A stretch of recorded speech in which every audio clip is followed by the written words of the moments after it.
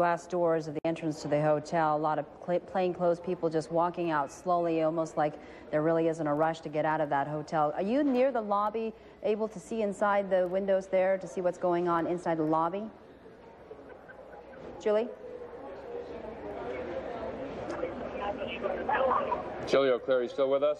I'm still here. I heard that, but I'm having a very difficult time. I didn't hear the question. Okay, we're just wondering, as you walk around, whether people are rushing in and out of the lobby, are people still able to enter the hotel, or has it been blocked off at this point? No, people are apparently still entering the hotel, but they're... We continue to look now at this scene outside the Westin Hotel in Boston as some considerable operation, law enforcement operation, has gone on. We heard reporters on the scene talk about police officers moving in with full shields, essentially riot gear with guns drawn, whether they are going in to search rooms, searching for suspects who may or may not be in the building.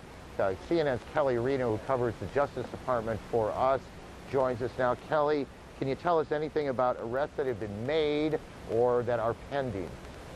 Well, law enforcement sources are telling CNN that at this moment they do have several people in custody. They will not describe those people as suspects. At best, they said these are people who may be able to provide important material information regarding the case. When asked what does in custody mean, arrested or just in for questioning, they couldn't elaborate at that point. But they also add that there are also people in custody, same mode, in Florida, southern Florida, who are also not described as suspects, but people who may provide material information regarding yesterday's terrorist attacks. As I said, Aaron, we do not know what information led them to these people. We do know that there have been several investigative leads that have led them to certain flight schools. We know that there is Huffman Aviation School. FBI officials are there. They are interested in particular in one student there, we are told by sources. So we do know that investigative leads have led the FBI to various flight schools and facilities that have flight simulator training equipment. And we do know that those passenger manifests on the plane have led investigators to both Boston and Florida. There were people identified on those lists as either people who had been either sympathizers with Osama bin Laden's cause, or people that for one reason or another raised a flag with INS or with federal investigators. Aaron? Kelly, just help me with one thing. This first group of, we won't call them suspects, I'm not sure what we will call them. They are in custody in Boston, is that correct? That's right. Several Okay. in Boston and several in southern Florida as well. In South Florida. Then let's go to Bill Delaney, who's our bureau chief in Boston. Bill, tell me what you're hearing, what you know. Well, Aaron, what we're hearing very much is what Kelly Arena is reporting for about an hour or so now. Reports flying around here of imminent arrests. We had heard rumors of that sort of thing, even from sources in the Middle East. Earlier this morning, it now appears that these these people that may provide some sort of material information, as Kelly said, they're not being specifically described as suspects, have now been arrested. Now, we had a press conference here about 45 minutes or so ago, including the head of the FBI here. He could not be drawn at all to confirm any of the many reports here in Boston about arrests.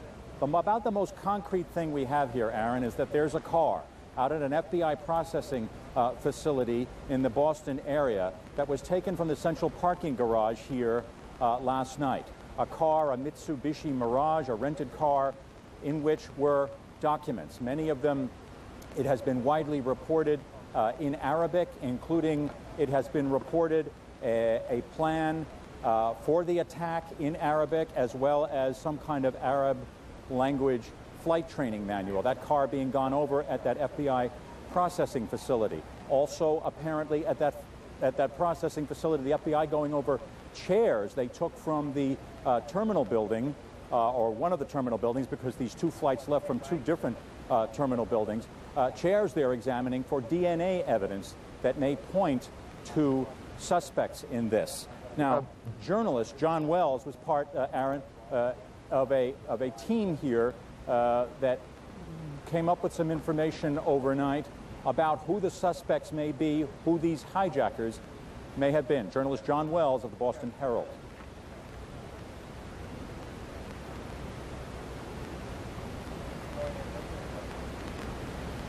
All right, we're having a problem getting the tape. We'll continue now with the coverage of our Boston affiliate WHDH I see TV. at least 4 ambulances. I see 2 parked outside here from our vantage point. There's one parked right beside the door, and then there's another parked up near the garage entrance. I also see the bomb squad truck here, the special operations truck, so they are on board here as well. And as we continue looking at the front entrance, we should probably explain to people, give them a little bit of a sense of what it is we're looking at. For those of you who are not familiar, the Westin Hotel is in the heart of Copley Square. It is bordered by, on one side, Huntington Avenue. It faces the square itself, and on the other side is Stewart Street. And it's in a slim triangle between Huntington and Stewart, and what we are looking at is actually considered to be the front door. Correct me if I'm wrong, Ann. Ann, are you still with us? No, that's correct. Yes, I was. I was just hopping up on an abutment so I can see if I can get a better view, and one of the passers-by was giving me a hand. So we're looking at the front. I'm trying to get a better vantage point. We're looking at the front. And I still can't see. And probably through the camera lens is at this point the best possible angle. But we are looking at the front door, a revolving door at the Westin. It is the side of the building that faces Huntington Avenue and Trinity Place, the new condominium complex that was recently constructed in Copley Square. And as as we get that that wider shot of the hotel, we can see that the ambulances appear to be parked on the street and not actually. The hotel has an inner circle, an inner driveway where guests can pull in and drop off luggage and so forth. That's right, Susan. And it looks as though police have realized that the crowd has grown to the point where it really is hampering this operation. They have formed a police line, and they are pushing people, gently pushing people away back from the entrance. That has resulted in the road in front of the Westin being completely blocked by people now. They have blocked off the road. It's creating quite a traffic jam here in Copley Square as we await what is happening inside, where tactical police wearing bulletproof vests, heavily armed, strode through the lobby. There was no running. There did not appear to be a rush. They walked into the lobby, a number of them, and presumably up to the upper floors where some kind of operation is going on, presumably connected to the hijacking and the terrorist attack. Folks, we want to just bring you up to date for a moment. If you have just joined us, what you're looking at is not New York City. It is not Washington. It is the heart of Boston, Copley Square, where within the last half hour, SWAT teams arrived at the Westin Hotel in Copley Square. SWAT teams identified as members of the Boston Police with an armored car, some of them carrying automatic weapons, wearing helmets and masks. Also, as we've heard Ann Dufresne report, there are at least 4 ambulances on the scene. They're parked on Huntington Avenue outside the front entrance of the Westin Hotel, not in the inner circle where the taxi cabs go and where people pull up to unload passengers and luggage, but actually on the street. There does not seem to be any real rush or any true emergency out front of the hotel because, as you can see, there are dozens of people milling around, watching, waiting, just like everybody else, to see what's going on. Nor has there been any indication, any visualization that they are putting up any sort of a police line. Usually at a crime scene, we see yellow tape. But at this location, at this point, we do not. Obviously, we're having a little bit of a problem with our audio feed. I'm sorry, our video. No, but Susan, we're just trying to get some of the passers-by to sit down, and everybody wants to figure out what is going on. This crowd has grown very, very. Perhaps you can hear me. I hope. Well, clearly there is a major operation going on at the Westin Copley Hotel in the heart of Boston. It is unclear. I think it is fair to say it is unclear exactly what this SWAT team is in that hotel looking for, what they believe is in there. Let me just focus on what we do know for a second. We do know that some number of suspects, that we don't know how many, I don't want to use the word suspects here because police aren't, some people have been taken into custody. It's not even clear to us that they've been arrested. They are in custody, and law enforcement officials are not calling them suspects, at least not yet, simply suggesting that they may have information that is relevant. That is in Boston. There's another group, we don't know how many, of people in custody. Again, this is in South Florida. We don't know how many, and we don't know precisely why law enforcement agents believe they may have information or may in some way be connected to what is going on in Boston. Boston, of course, was the origination point for flights involved in this incident yesterday in the hijackings. There were also reports in Boston some time back that there was some small number of people who may have been involved in a terrorist cell somehow connected to Osama bin Laden. That was a report some months ago. Bill Delaney, our Boston bureau chief, helped me on this a bit. Bill, I believe I have that right, and absolutely correct me if I don't. And earlier this year it was that the FBI said that in the late 90s, 2 Arab men had suddenly left Boston in 1998. One of them had been a cab driver here for 15 years. The other had been here for a shorter period of time, but both, the FBI said, had ties to Osama bin Laden. Now, interestingly, the man, the taxi driver who had lived here for 15 years, Bassem Kanj his name was subsequently killed in Lebanon in an attack on the Lebanese army that was believed to be financed and driven by Osama bin Laden. The other man is presently in a Jordanian jail. He was arrested on the eve of the millennium for planning an attack on a hotel in Jordan that largely served American and Israeli tourists. Now, the FBI at the time said they couldn't say for certain whether these men were here actively working as a terrorist cell, if you will, for Osama bin Laden, or whether they were just living here for a period of time to raise money or whatever. And as I said, in 1998, they left, the FBI saying they left suddenly at that time. So there are antecedents for the possibility of some kind of cell here that may have laid some kind of groundwork for this boarding of these airplanes yesterday that led to the hijackings, that led to those horrific crashes into the World Trade Center. Aaron, a lot of information flying around here, but we do know for certain that there was some sort of an Osama bin Laden terrorist cell here just a couple of years ago. Okay, there is indeed a lot of information flying around, and trying to grab it out of the air and make sense of these floating pieces of information is the task of the moment. Back to Kelly Arita in Washington. Kelly's been working the Justice Department and her sources there. Kelly? Right, our sources, law enforcement sources, are telling us, as I reported just earlier, that there are people in custody in both Boston and in southern Florida. Now, what in custody means is not clear at this point. These were not described as suspects. They were described as people who may provide material information in this case. As you know, the FBI is working off of the flight manifest, the passenger lists, trying to cross-reference those lists with people who may have been red flags for the INS, also checking that against registration lists over at flight schools, because Justice has said that on each of these flights that were hijacked, there were between 3 and 5 hijackers, and at least one of them had to be trained to fly commercial aircraft, very sophisticated aircraft, and that the only place you can get that kind of training is either here in the United States or in Europe. And so they are checking with flight schools. We do know that they're over at Huffman Aviation School in Venice, Florida. FBI investigators are there talking to school administrators, focusing, it seems, on one student in particular. I have not been able to obtain that person's name at this time. And we also know that there were investigators at another flight school in Florida doing just the same thing. So there's a lot of cross-referencing. There's a lot of loose hair that they're trying to bring together.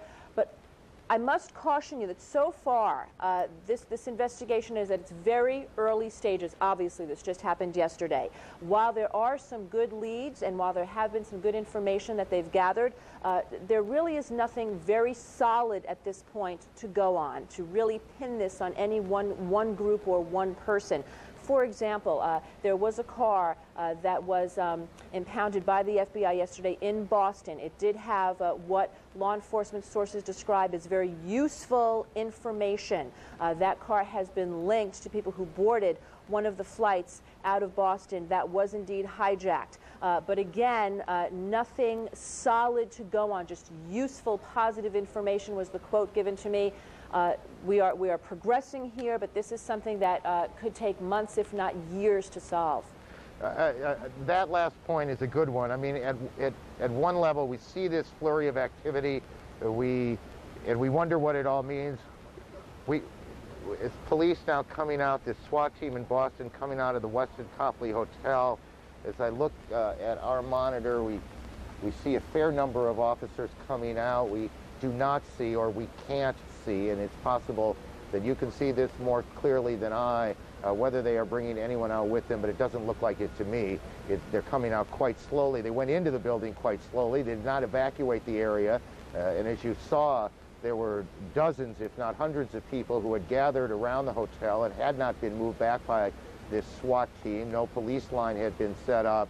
Fair amount of milling around in front of the hotel. But if they found something or someone, it is not apparent to us as we look at the pictures with you. George Terwilliger is familiar with these sort of security operations. I believe he's in our Washington bureau. Mr. Terwilliger, can you hear me okay? I can hear you fine. Tell me what you see, what you know, and what you think right now.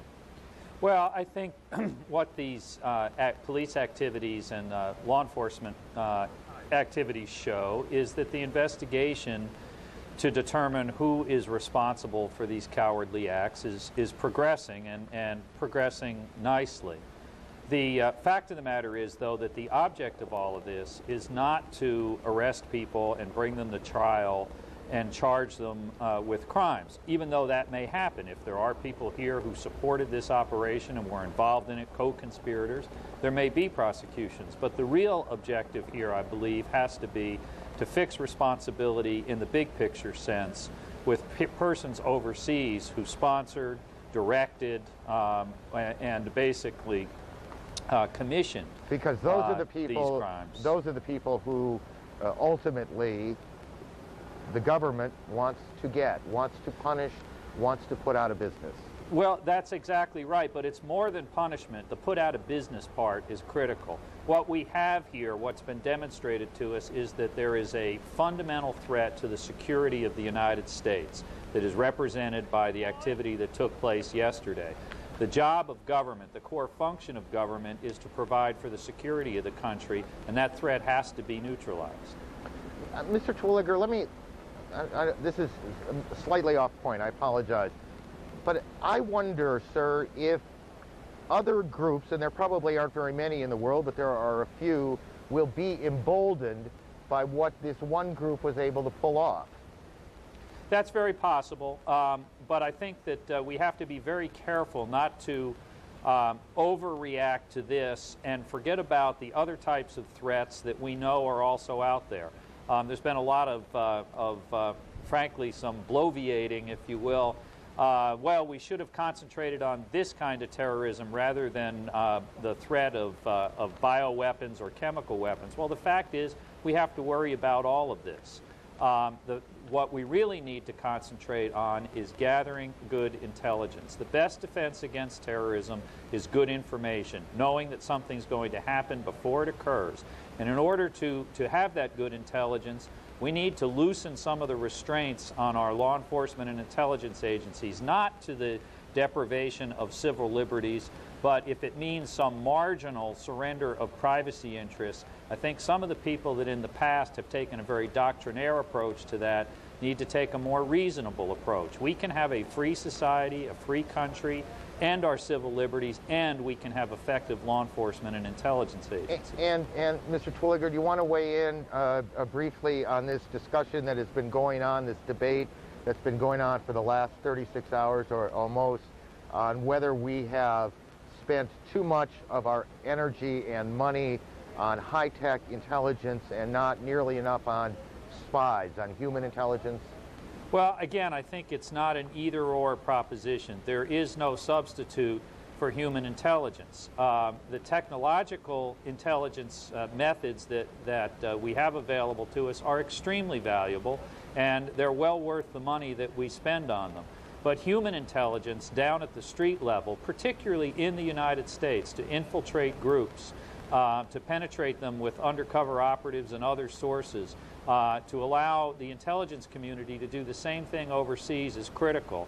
And I feel quite confident that both domestically and in the intelligence community, we will look at new opportunities to do that and undertake that kind of activity. I wonder, sir, if you might just stay with us for a little bit as we sort of sort through some of this law enforcement activity, which, as I look at the pictures coming from WCVB, our affiliate in Boston, seems to be winding down. They've certainly moved a lot of people away from the front of the hotel. It was quite, honestly, quite an odd scene that you had a major SWAT team operation, police officers going in with bulletproof vests, the description from reporters on the scene, guns drawn, heavy weapons drawn, and yet the area immediately in front of the hotel had not been cleared away at all. We saw a big EMS vehicle there, and then dozens of Bostonians standing around watching it all. A few moments ago, we saw some members of the SWAT team, perhaps all of them, we're not sure, exit the hotel. Whether they found what they were looking for, we don't know. Well, I'm sure we'll learn more, but one thing to keep in mind is there's a great deal of unknowns here. And if someone was going to be arrested or even interrogated in a consensual way, perhaps the police just don't know exactly what the circumstances that they might face. And in that circumstance, it is a standard tactic, I've been involved in these cases before, to utilize an overwhelming show of force, both not just for the security of the officers, but also for the security of people in the area. That scene, just to help orient our viewers that they saw just a moment ago, that was about 30 minutes ago, I believe, guys correct me if I'm wrong here, of the officers, the SWAT team, rather calmly walking in to the hotel. They did whatever business they intended to do, and then they got out. A number of helicopters overhead right now. That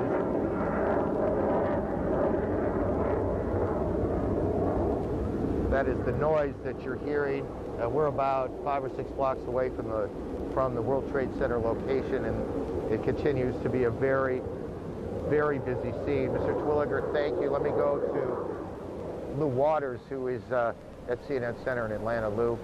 All right, Aaron, the Taliban of Afghanistan has been meeting, as it had been rather intensely yesterday, meeting and responding to reporters' questions, trying to deflect any accusations of its involvement with Osama bin Laden or the attack on the World Trade Towers of the Pentagon. We have Nick Robertson by video phone from Kabul in Afghanistan, the capital, where Taliban officials have been meeting. He has the latest developments from there. Nick.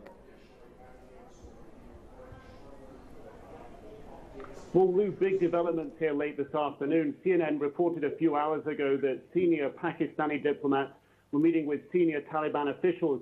Now, Pakistan is one of the only 3 countries in the world to recognize the Taliban as the rightful leaders of Afghanistan. And Pakistan is widely regarded as one of the only countries that can have influence with the Taliban leadership. Now, CNN has learned that the Pakistani diplomat was asked to pass a message to the Taliban leadership. We have also learned that meeting concluded inconclusively, diplomatic language for not a positive outcome. What happened after that? Almost immediately, we received a call from the senior Taliban spokesman, Abdul Hai Mutmain, with a new message from the Taliban, again condemning the attack in the United States, calling it a sad humanitarian catastrophe, saying that they had the sympathy of the people of the United States. But going beyond any Taliban statement so far, he said they appealed to the United States not to attack Afghanistan. They said the people of Afghanistan are already in a great deal of misery.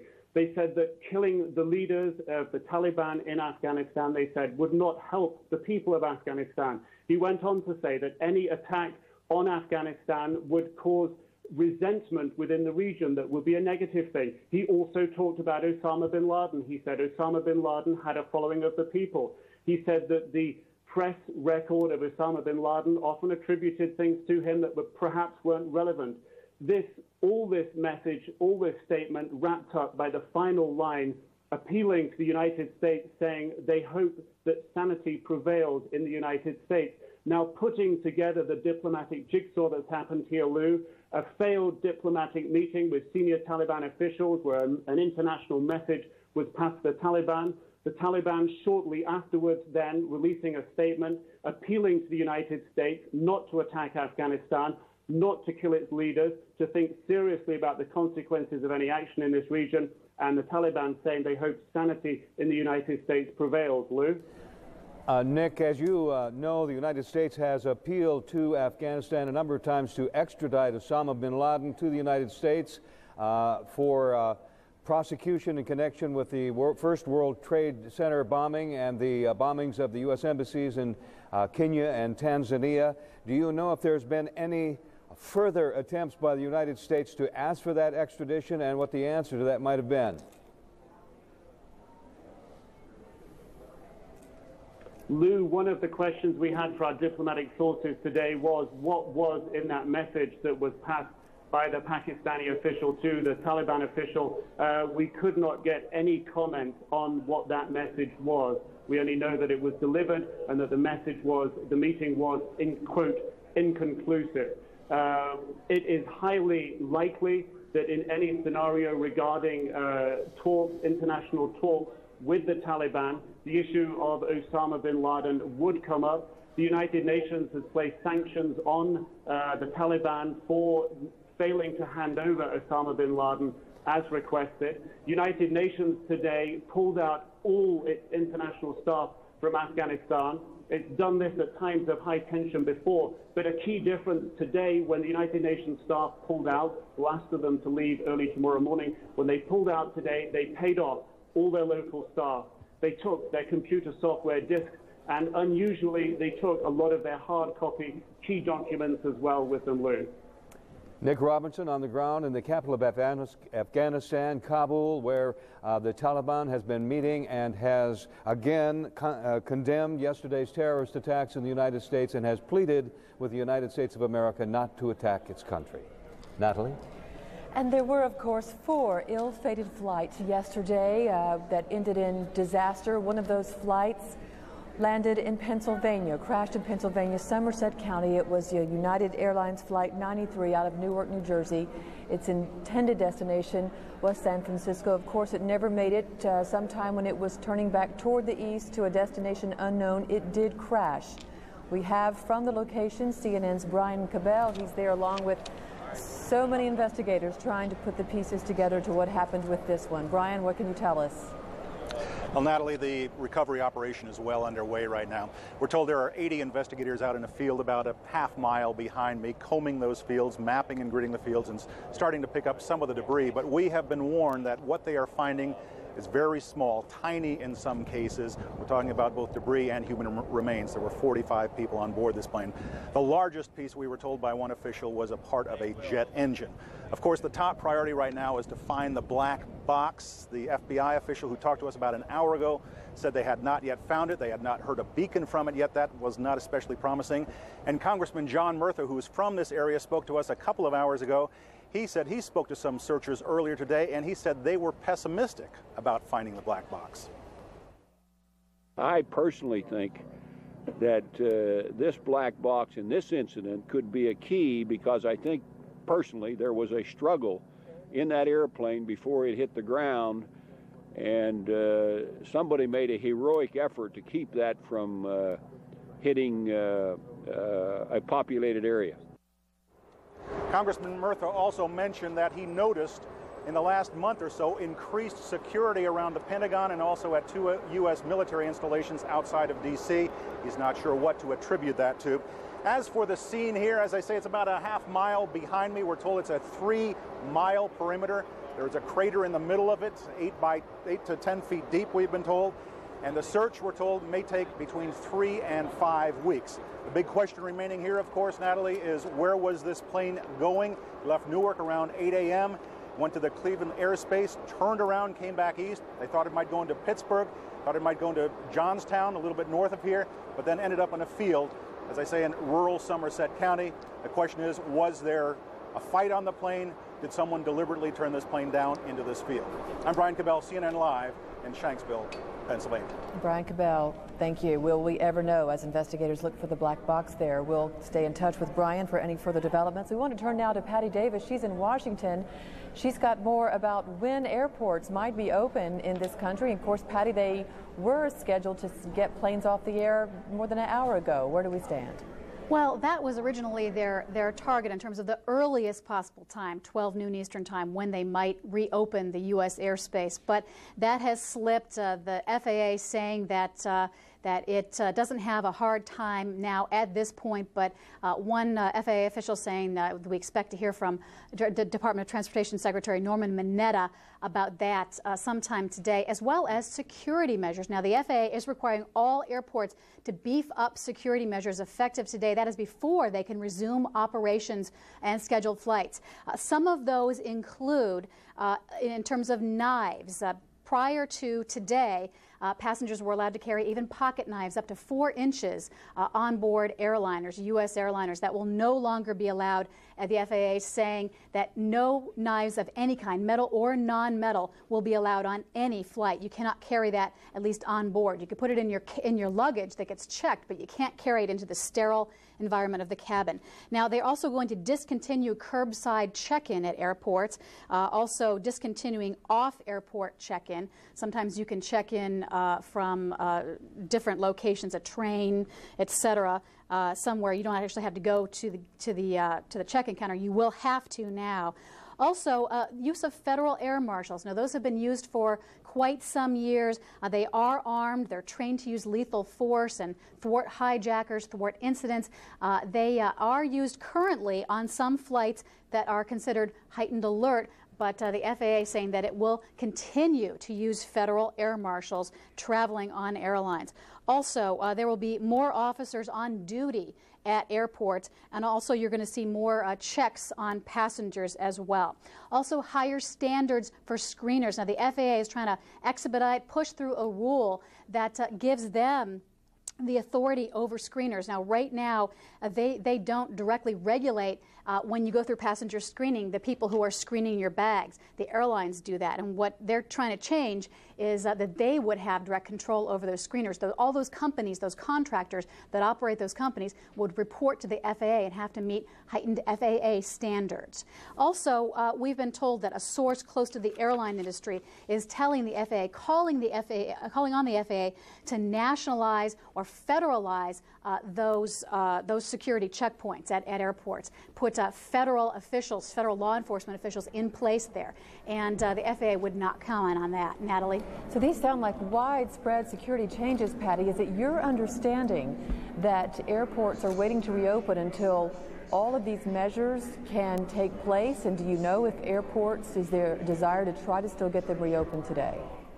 Well, that is an FAA requirement. These restrictions must be in place before they can open. Now, the FAA is also saying you can go above and beyond that if you want to at certain airports, but you cannot, absolutely not reopen until you have all those restrictions in place. Now, National Airport was telling me earlier today, National and Dulles were saying earlier today that they don't plan to have any flights today at all, but they're reviewing that. Natalie? Patty Davis. And of course, thousands of people are in Canadian airports and in hotels in Canada waiting to get word that they can arrive back in the United States.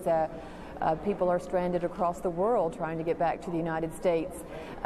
Is it your understanding that the U.S., the FAA, is waiting to see once all airports meet these standards, or once any individual airports start to meet these standards, they can reopen? Do you have any information on that? Can you repeat that question once again, Natalie? Do you know if all airports are waiting to get word from the FAA to reopen it at once, or once an airport meets these requirements, it will be able to reopen, so it will be done on an individual basis?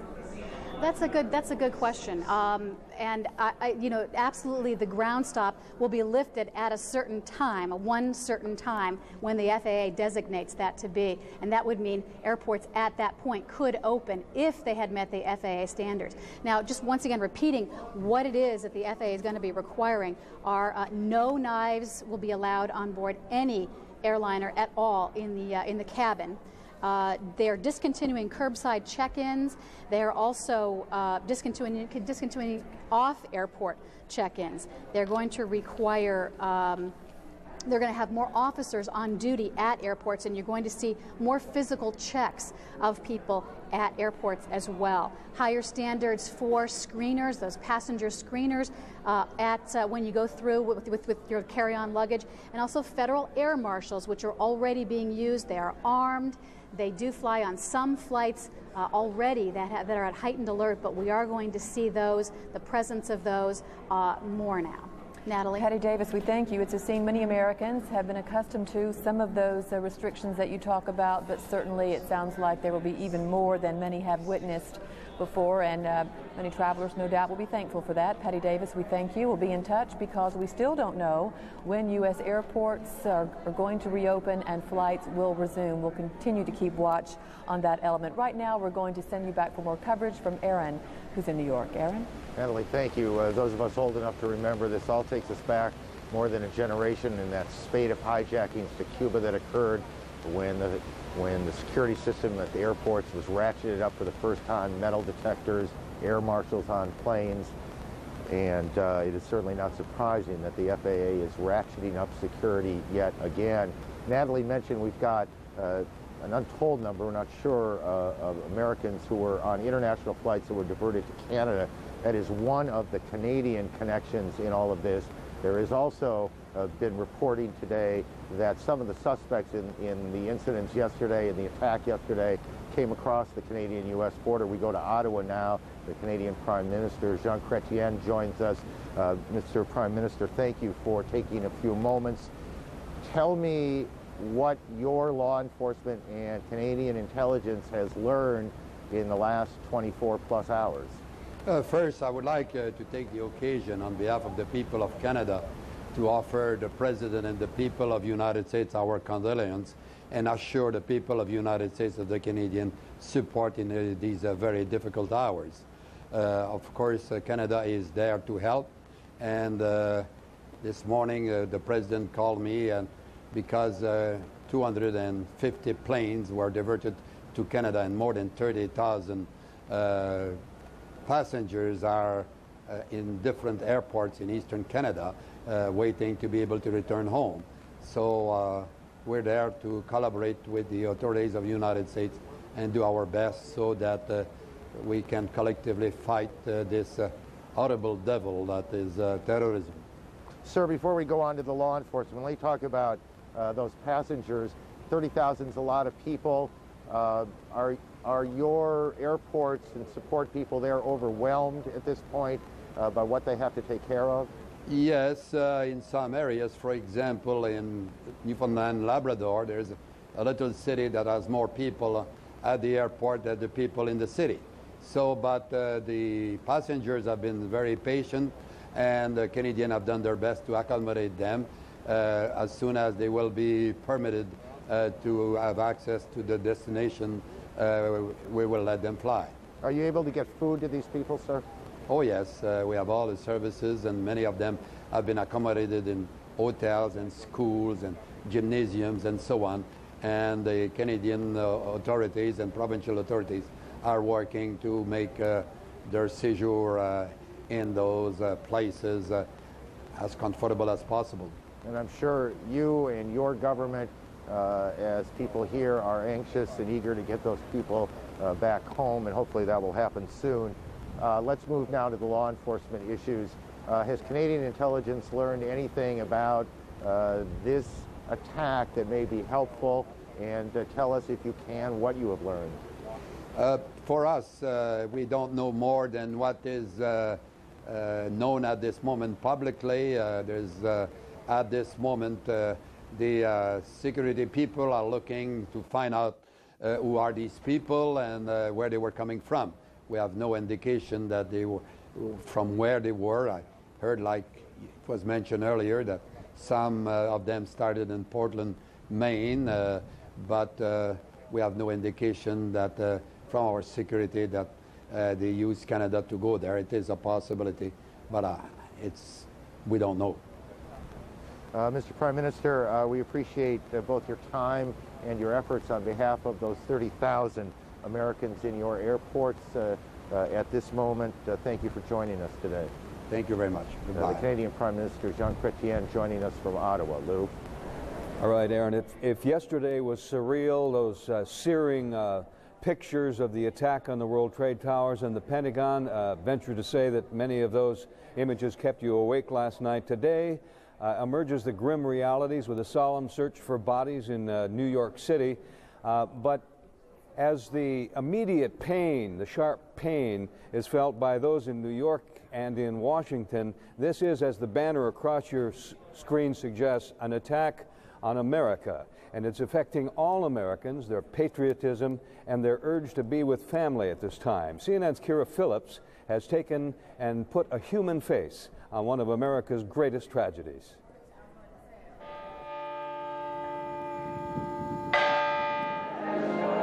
At a time like this, we need a shoulder big enough to lean on and cry on. And the only shoulder big enough is God. I hope I live. I hope I live. It's coming down on me. Jim Ogonowski is looking for God's shoulder. I ask all of you for your prayers. For as I refer to him as Brother John. Jim's brother John was the pilot of American Airlines Flight 11.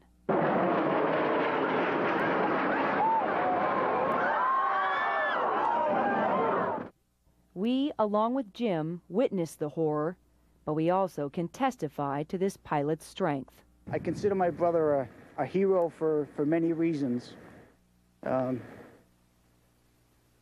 hard to explain losing your big brother. Just one of many heroes we are yet to meet. Rescue teams search deep beneath the rubble for survivors. They're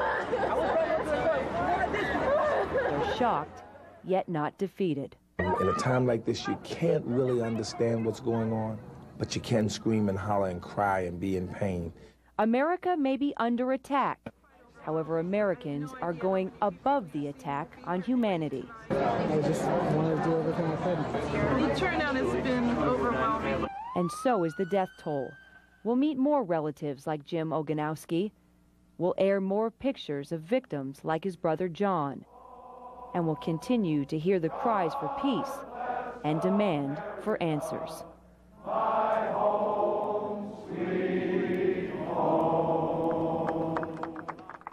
Is it hard for you to do that story? It was very hard. I mean, you know me very well, and yeah, I think that was maybe the strength behind the piece, is that we were learning more about these people and that they're just like you, me, our moms, our dads. And while we're reporting on the details and the destruction, we got to remember the power of the human spirit and just the humanity that exists where we are. And even if we didn't know somebody that was lost in those crashes, it affects us all. Kind of gets caught right here. Absolutely. And Lou, I was going through, I was doing all kinds of research and sort of trying to put more faces to these names. And I mean, I was finding people like David Engel. He was executive producer and creator of the NBC sitcom Frasier. A lot of people watch Frasier. They love Frasier. He was one that was on this plane. A group of Washington school children headed for a field trip to the Channel Islands. They were going on an expedition. Gone. En route to an Australian adventure. This was a family, Georgetown professor Leslie Whittington, taking her family on a fellowship to go to Australia and experience life there. And so it puts it all into perspective, and you know, we need to value family and human life. If even not directly, my boy's teacher had a friend who worked at the World Trade Center. She got in touch with his relative yesterday who overslept, was unable to make it into work on time, and look what she missed, and there are prayers being said today about that. All right, Kira Phillips, there'll be many more of these stories to tell. Thanks, Lou. Natalie? Yes, there are. And you can imagine the people that are stranded in New York City. Many of them are tourists, and there are stories of doctors and nurses visiting the city who have gone to the area to see if there's anything that they can do. Yesterday morning, when the unthinkable happened and people were caught in the devastation, tried to get out. Many of those doctors, nurses were trying to get in to help. And one of those was Mark Heath, who not only grabbed his bag to try and help people, he also grabbed his camera as he risked his life to try to do something. He just tried to get to the area. And here now is his own account, his personal account of that horrible day yesterday. They told me just to wait here at this semi-staging area. See if I can help, so that's what I'm doing. My name's Mark Heath. I'm a cardiac anesthesiologist at Columbia Presbyterian on 168th Street. We saw that 2 planes had flown into the World Trade Center, thought that they would need all hands on deck. So I hopped into some scrubs and grabbed some medical stuff and just grabbed, an ambulance stops. I hopped in. Maybe leave the keys in the car so they can move it if they have to. Is there a staging area? They're evacuating this whole area. Yeah, but they had people who are hurt, right? They're going to pull them out. Estimate is we probably lost 200 firefighters. Oh, my God. God knows how many thousands of people. Yeah. Okay. So you want me to wait right here? Okay. And stay away from any other high-rise building. Okay. Let's just station up right here, okay? All right. Why don't we set up? We were instructed by a fire chief to start setting up a staging area right there. Then the second building came down.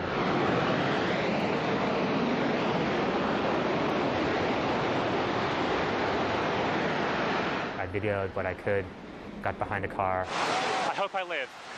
I hope I live. It's coming down on me. Here it comes. I'm getting behind a car. Everything went black. My eyes are open, and unless I've been blinded, it is black as night. Just tried to breathe. I was behind a car. I tried to smash one of the car windows so that I could climb into the car and get some fresh air, but I couldn't break the window, so just sort of went down into the gutter under the car. I'm sorry I came down. I just had to help people. I think I actually said into the microphone, I sort of apologized to my family for going down and trying to help, because I really didn't think I was going to make it out. Okay, I'm going to have to go find people who need help, because I don't think I'm one of them. You okay, sir? Okay. Can I just get a toot off your respirator? Yeah. Can I get a toot? I'm seeing a couple of clean breaths. It was hard to see. Everybody's eyes were full of dust and stinging, so it's actually quite hard to see anything. Okay. Back to you. It's 10:41 a.m. I can't do very much because I can't see. My eyes are full of stuff. There was initially complete disarray. All the emergency crews, the firemen, the policemen. Do you have an extra mask? No, I just gave it out. You all right, though? Yeah, I'm good. See if we can help anybody. They won't let me go any closer. No one can go in to get the people out. There's small explosions still going on. So they have hurt people over there? Yeah, they got people over there. We've been pulling out. We've done about 3 tricks already also. Okay. Having seen the buildings come down, I was expecting an enormous number of casualties, and it is striking how few injured people there actually were. I think, unfortunately, a lot of people who were in the building perished in the building. And nobody moving on the Bill Parkway on the westbound side up and beyond Pennsylvania Avenue. It's not a thing that you think about. You just move, try to get out of the way. That's it. Be thankful that I wasn't in closer. The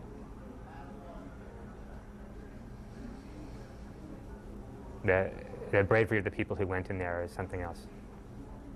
You know?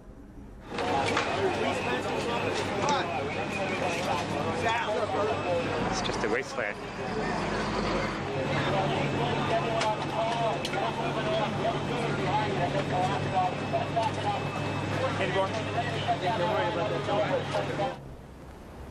Dr. Mark Heath, the bravery of the people who went in there, he said, was something else.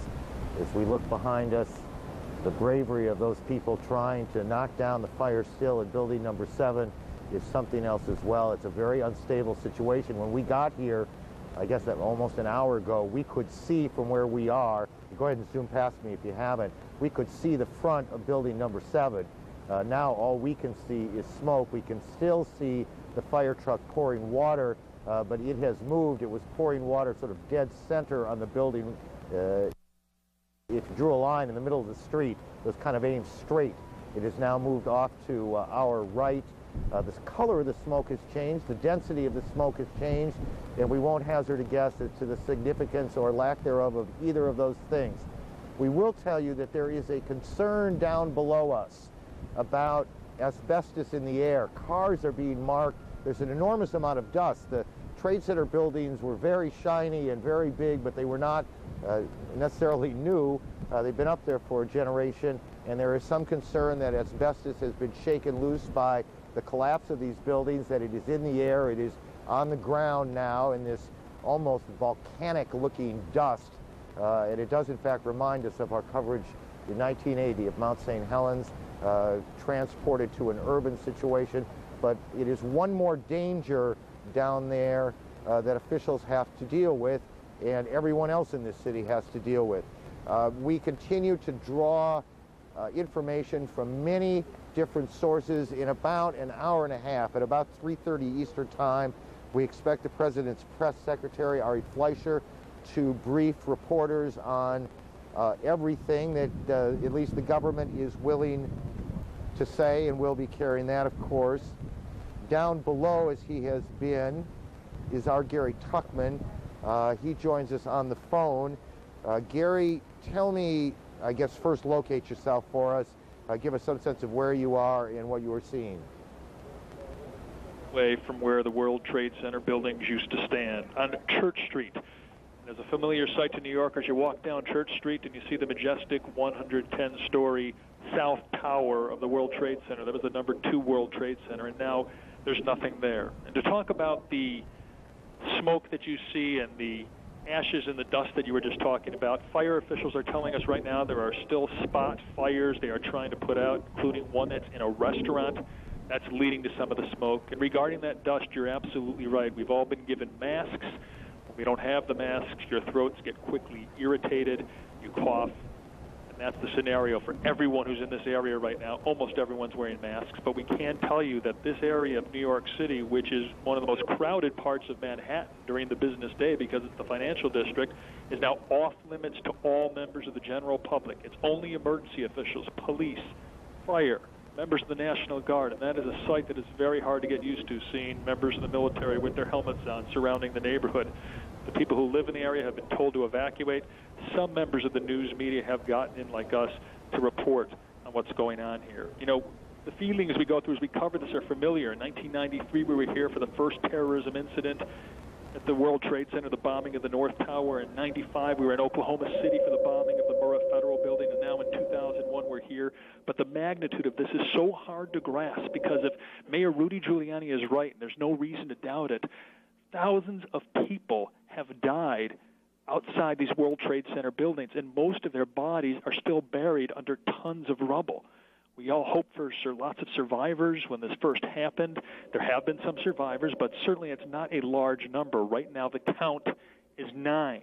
6 firefighters, 3 police officials have been located. They are all expected to survive. We hope they find more survivors, but as of now, we've had no one tell us that any more than 9 have been found. Aaron?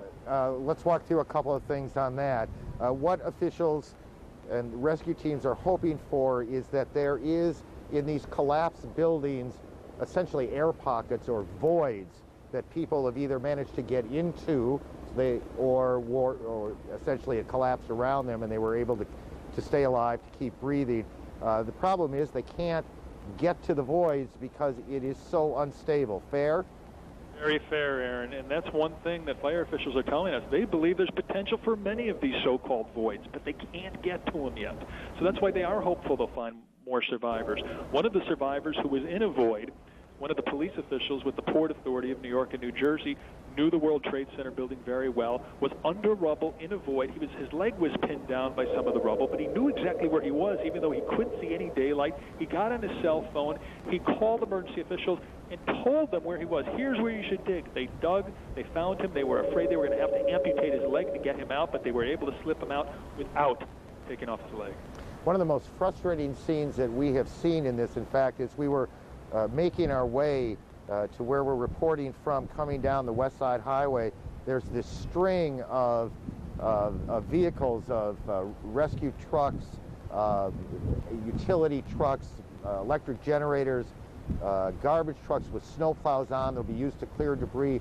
All of them waiting until it is safe to go in and they can do what they need to do, which is to try and find anyone who may have survived this awful tragedy. And you could see in their eyes the frustration that they are held away, that they can't do what they have been trained to do, and I dare say what they desperately want to do. Lou? All right, Aaron.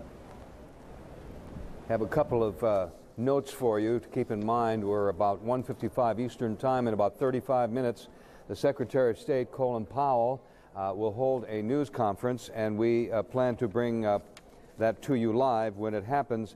Also, the investigation, we saw at the beginning of this hour some police activity, SWAT team activity around the hotel in Boston where members of the police and SWAT team were attempting some undisclosed police activity surrounding tips that perhaps some material leads might be available at that hotel, as they were in Florida, with several people taken into custody there. We have Eileen O'Connor in Washington keeping track of the investigation in the wake of yesterday's tragedy. What do we know? How far along are we, Eileen? Well, we do have some new developments to report, Lou. First of all, in Coral Springs, Florida, the police there, Sergeant Rich McCorvo, the police spokesman, is confirming that 4 of the Coral Springs Police Department's officers did accompany FBI agents to a home in that city, the home of Mohammed Atta. And they say that they do believe that he may have been one of the hijackers. They do not say whether they took anyone into custody when they went to that home. They also have issued, at the request of the FBI, the police in Coral Springs have issued a BOLO. It's a be on the lookout for 2 different cars. One of them is a 1989 2-door red Pontiac with license number D79DDV or DVD, David Victor David, and a 4-door Oldsmobile with license number V for Victor, EP Edward Patrick, 54N as in Nancy. Now, that is a BOLO. Be on the lookout for those 2 vehicles. They say they do not have any details as to why the FBI wants to get a hold of those 2 cars. In addition, we're also being told by a law enforcement source that the agents on the ground in Florida do have some people in custody, they are saying, and that they are talking to them. Now, these are not necessarily suspects at all. These are people who they want to talk to about perhaps any leads, trying to trace back some people. They have been in touch with Huffman Aviation School. That is an aviation school in Venice, Florida. They say, the owner of that school says that they are talking to him about one of the students from that school. And in addition, we also know that over in Boston, the Maine spokesman for the Maine Department of Public Safety, Steve McCausland, and the governor there has confirmed that they seized a vehicle from the Portland, Maine jetport yesterday evening, the police did, and they believe that 2 of the hijackers used that car to travel to the jetport, where they boarded an early morning flight from Portland, Maine, the jetport, to Boston very early in the morning. It was a commercial flight. They're not releasing the name of the airline. That was a rental car, but they do not know how long that car was in Portland and exactly where it was rented. They are now tracing back. They also have not searched the car. They may well be in the process of that now. And they say that it was a Nissan Altima Silver with Massachusetts license plates. Again, also police sources say that they do have some people in custody in Boston, again, saying that these are people probably helpful to the investigation. Lou? Eileen, do we know how authorities got so quickly back to Coral Springs? Well, they believe that they are obviously cross-checking manifests, and they believe that in this case it could have been one of the hijackers, and perhaps his name is on the manifest. Obviously, if he's a hijacker, then he would be dead, and so they went to this home yesterday evening with the FBI. They are not confirming if anyone was there, in fact, at that home. As you can see, it's 1001 West Atlantic Boulevard in Coral Springs, and as I said, the police went there last night with FBI agents. And are authorities saying anything about that car that was confiscated by the FBI out of the central parking garage in Boston overnight, and the evidence that they found inside that the FBI says is useful and positive? Sources say that they did have some material seized from that car, and that it